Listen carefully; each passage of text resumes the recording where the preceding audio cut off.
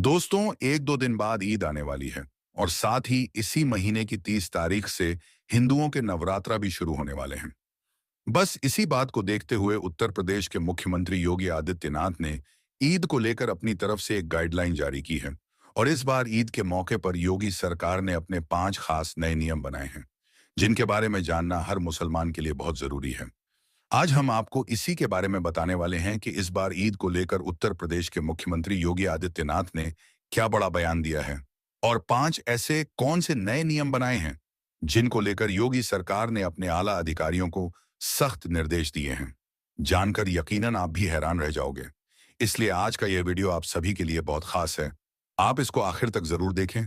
और सबसे पहले आप सभी को हमारी तरफ से ईद की बहुत बहुत मुबारकबाद। आपका दिल करे तो आप भी कमेंट बॉक्स में हमें ईद की मुबारकबाद लिख सकते हैं।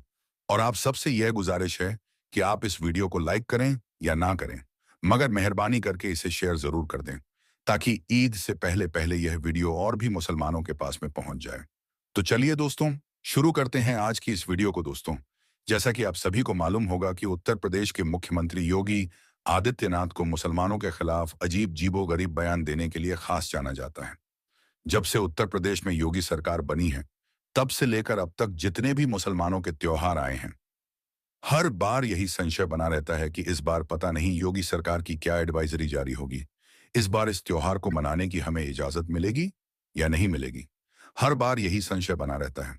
योगी सरकार ने पहले मुहर्रम, फिर बकरा ईद, फिर रमजान और अब ईद को लेकर अपनी गाइडलाइन जारी की है। और यही नहीं, इस बार ईद के मौके पर अपने 5 खास नए नियम भी बनाए हैं और अपने आला अधिकारियों से कहा है कि वह ईद के दिन इन 5 नियमों का सख्ती के साथ में पालन करवाएं। और अगर कोई इन नियमों की पालना नहीं करता है तो उस पर कड़ी से कड़ी कार्यवाही की जाए।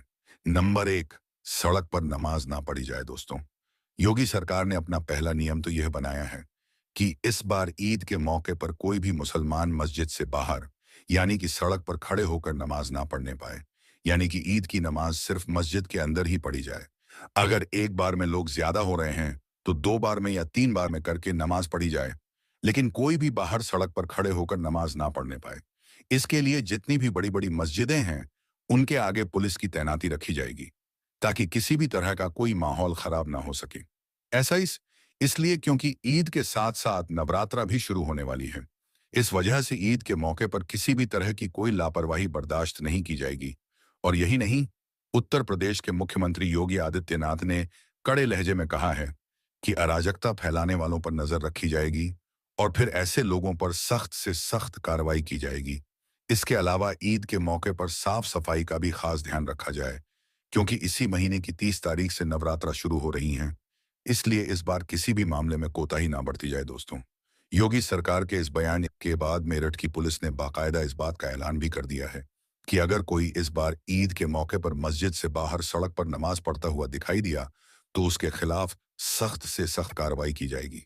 और यही नहीं, इस बार अगर कोई शख्स ईद की नमाज सड़क पर पढ़ता हुआ दिखा दिया तो उसका पासपोर्ट और उसका लाइसेंस भी जब्त कर लिया जाएगा। दरअसल ऐसा इसलिए क्योंकि पुलिस का कहना है कि पिछली बार हमारी मना करने के बावजूद भी काफी सारे लोगों ने सड़क पर नमाज पढ़ी थी। यह देखकर फिर हमने तकरीबन 200 लोगों पर मुकदमा दर्ज किया था, लेकिन फिर उनमें से तकरीबन लोग बाहर विदेश भाग गए थे। बस इसी बात को देखते हुए इस बार हमने यह नियम लागू किया है, ताकि कोई भी बाहर सड़क पर नमाज ना पढ़ने पाए। और अगर कोई पढ़ता हुआ दिखाई दे दिया तो उस पर कड़ी से कड़ी कार्रवाई हो सके, यानी कि ऐसा करने वाला आरोपी विदेश ना भाग जाए। इसलिए ऐसे लोगों के पासपोर्ट जब्त किए जाएंगे। और यही नहीं, इस बार योगी सरकार का यह भी कहना है कि कोई भी ईद के मौके पर सड़क पर नमाज ना पढ़े और ना ही अपने अपने घरों की छतों पर कोई नमाज पढ़े। ईद की नमाज सिर्फ मस्जिद के अंदर ही पढ़ी जाए।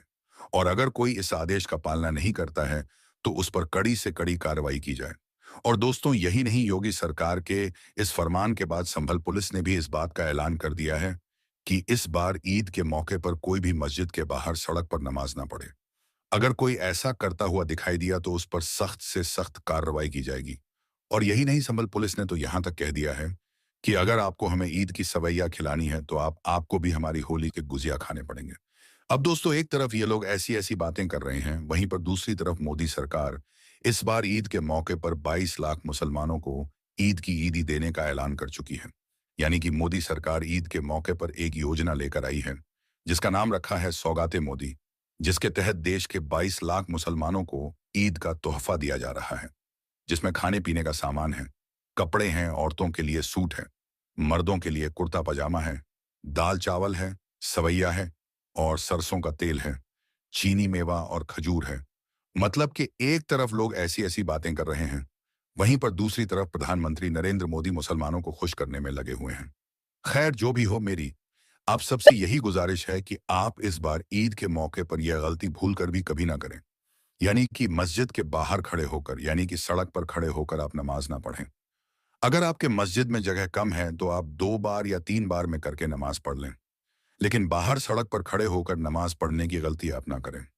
नंबर 2, ड्रोन कैमरों से नजर रखी जाए। दोस्तों, योगी सरकार ने अपने आला अधिकारियों को दूसरा सख्त निर्देश यह दिया है कि इस बार ईद के मौके पर कहीं पर भी कोई माहौल खराब ना होने पाए।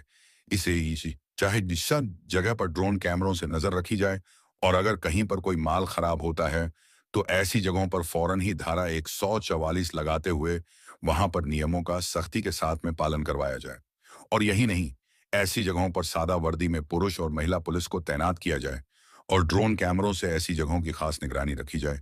इसका मतलब ये है कि इस बार ईद के मौके पर योगी सरकार ने अपने आला अधिकारियों को यह सख्त निर्देश दिया है कि इस बार ईद के मौके पर ड्रोन कैमरों से खास नजर रखी जाए और जगह जगह पर पुलिस को तैनात किया जाए ताकि कहीं पर भी कोई सांप्रदायिक माहौल खराब ना हो सके।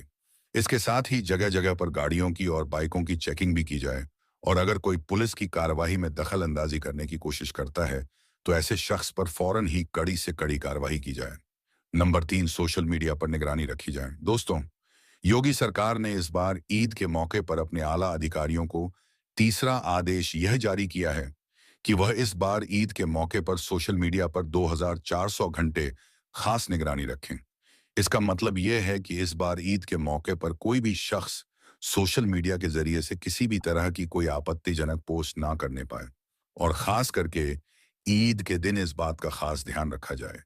और अगर कोई इस दिन सोशल मीडिया पर गलत पोस्ट डालता है या फिर अब फैलाने की कोशिश करता है तो उस पर कड़ी से कड़ी कार्रवाई की जाए। और यही नहीं, इसके अलावा योगी सरकार ने अपने आला अधिकारियों को यह भी सख्त निर्देश दिया है कि जो लोग ईद के मौके पर भड़काऊ बयानबाजी करते हैं तो ऐसे लोगों के साथ जीरो टॉलरेंस की नीति अपनाई जाए, यानी कि ऐसे लोगों पर खास नजर रखी जाए और फिर उन पर कड़ी से कड़ी कार्यवाही की जाए। इसके लिए सोशल मीडिया पर 2400 घंटे निगरानी रखी जाए ताकि कोई भी शख्स ईद के मौके पर कोई अफवाह ना फैलाने पाए और ना ही कोई आपत्तिजनक पोस्ट करने पाए, और माहौल खराब करने वाले लोगों पर कड़ी से कड़ी कार्रवाई की जाए। नंबर 4, भीड़ इकट्ठा ना करने पाए। दोस्तों, योगी सरकार ने अपने आला अधिकारियों को चौथा सख्त निर्देश यह दिया है कि इस बार ईद के मौके पर कोई भी सड़कों पर भीड़ इकट्ठा करके खड़े ना होने पाए और ना ही कोई ईद पर सड़कों पर नमाज पढ़ने पाए। ऐसा इसलिए क्योंकि हाल ही के दिनों में ऐसा देखा गया है कि हमारे देश भारत में कुछ ऐसे शरारती तत्व हो चुके हैं जो भीड़ का फायदा उठाकर भीड़ में जाकर खड़े हो जाते हैं और फिर सांप्रदायिक माहौल खराब करने की कोशिश करते हैं। इसलिए इस बार ईद के मौके पर योगी सरकार ने अपने आला अधिकारियों को इस बात का सख्त निर्देश दिया है कि इस बार ईद के मौके पर कोई भी बाहर सड़कों पर भीड़ इकट्ठा करके खड़े ना होने पाए, उसको किसी भी हाल में बख्शा ना जाए। ऐसे लोगों पर कड़ी से कड़ी कार्यवाही की जाए। हम आपको बता दें कि योगी सरकार का यह फरमान सुनकर पुलिस अब से ही जगह जगह पर सतर्क हो चुकी है और नंबर 5, धर्म गुरुओं से खास अपील की है। दोस्तों, इस बार ईद के मौके पर खास योगी सरकार ने मुस्लिम धर्म गुरुओं से भी अपील की है कि वह ईद के मौके पर मुसलमानों को इस बारे में समझाएं। इस बार कोई भी मुसलमान ईद की नमाज मस्जिद के बाहर ना पढ़े और ना ही कोई ईद के दिन हृद करने की कोशिश करें। दोस्तों, हम आपको बता दें कि योगी सरकार के इस फरमान के बाद बहुत से मुस्लिम धर्म गुरु आगे आए हैं और इस बात की अपील कर रहे हैं कि ईद की नमाज कोई भी बाहर सड़क पर ना पढ़े।